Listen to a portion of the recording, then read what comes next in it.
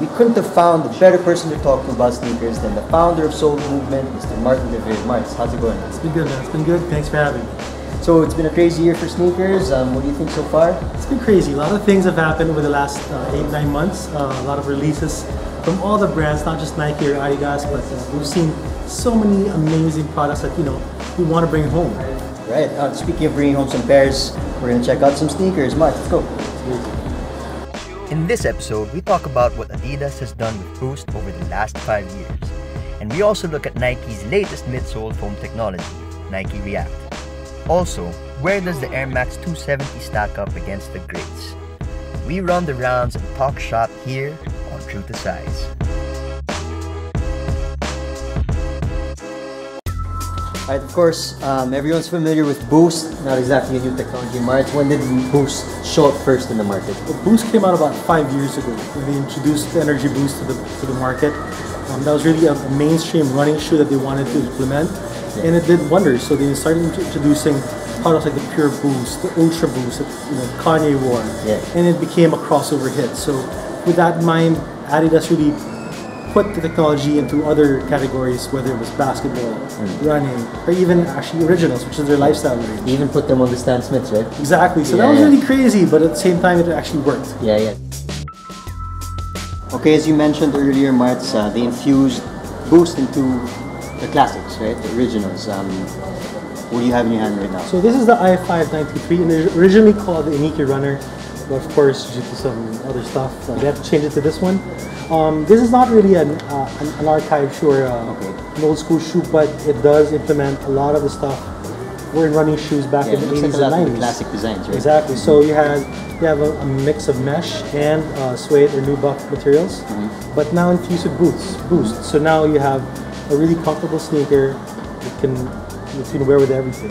Okay, and to go a bit, to the future, Boost you wear. So what can you say about these shoes, man? Well, this is actually a marriage of, again, the future and the past. Something Adidas has done really, really well the past few years. And they took their technology from back in the day, from the mid-90s, just feet to wear, and implemented Boost into these podular midsoles or outsoles. But these aren't performance shoes. Like, you can't use these for running. You can try, but you might get hurt. But they do have a special line created for Boost to wear, which is the Boost to wear X. Okay. And that's being worn by guys like Brandon Ingram. Yeah. Okay. All right. So, of the recent releases with Boost, which ones would you call your favorite? Well, right now I think it's been the i593 has been a staple in my rotation. It's very easy to wear, something that can go with everything. So that's been a staple. Or you want to go with the Pure Boost Go, which is really a running shoe made for the city runner, but then it really looks sleek enough to wear with it whatever you want. But of all of these, I think the major winner has been the NMDs, right? I mean, everyone's wearing it. It's I'm not sure who, but basically, you're right. I mean, over the past 3 years, I think they were able to figure out the best of what people want to wear for everything. It's really comfortable. It's really basic that it can go with everything, and they've released over 100 or so colorways over the last few years. But that's true. As testament, people are wearing it. People everywhere are wearing it. That's so right. you can't knock the hustle. Can't knock the hustle, right? All right. Okay, another shoe that has been performing extremely well this year has been the Epic React. You see Nike infusing this type of technology into older silhouettes, sort of like what Adidas did. Quite possibly. I mean, we haven't seen the full range of what React can do for the brand. We've seen it in running shoes. We've seen them release the Element 87, 55, which is really doing well in the market. And we've seen a couple more basketball shoes come out, whether it's Jordan Brand or even with last year's Hyperdunk, right? So we've seen Nike bring in key technologies like Flyknit, VaporMax, the VaporMax outsoles. They've taken the classic silhouette and added the technology behind it. So that can easily happen with the Epic React.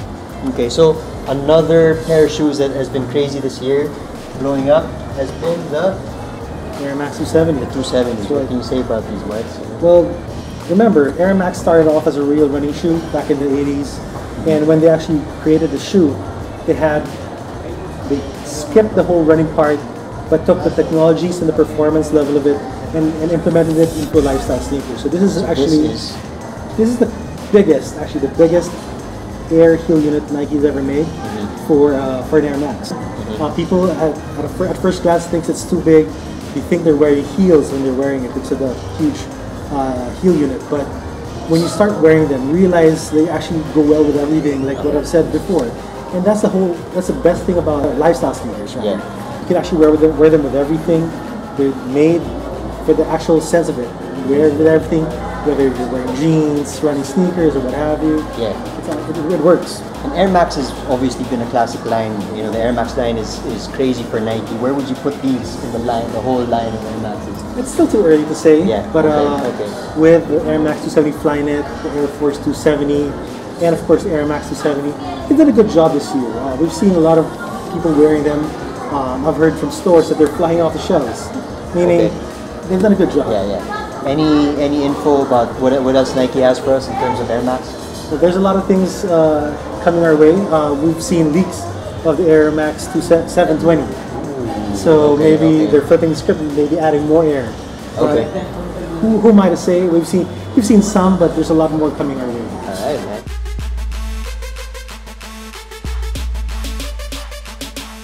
Okay, so that concludes the very first episode. For more sneaker information, head on to soulmovement.com.